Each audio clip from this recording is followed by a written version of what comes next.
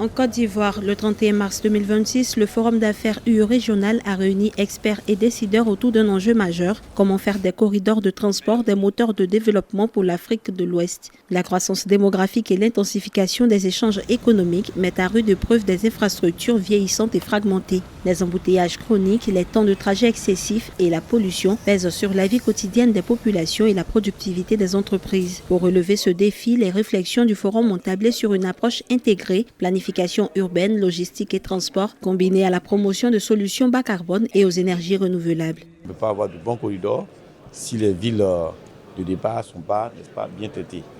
Donc c'est pour ça qu'on avait donc présenté un peu l'expérience d'Abidjan, des efforts que le gouvernement est en train de faire pour qu'on puisse avoir une ville qui fonctionne.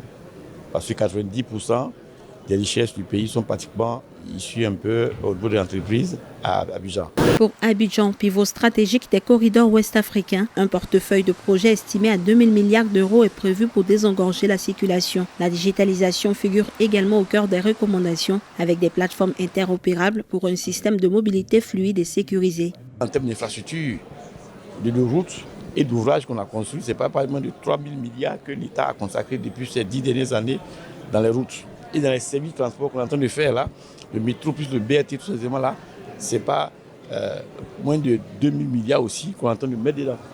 Vous voyez non? Mais tout ça, on le fait, mais il faut que ces investissements-là puissent être utilisés efficacement. Il faut qu'on respecte le minimum de règles de la circulation.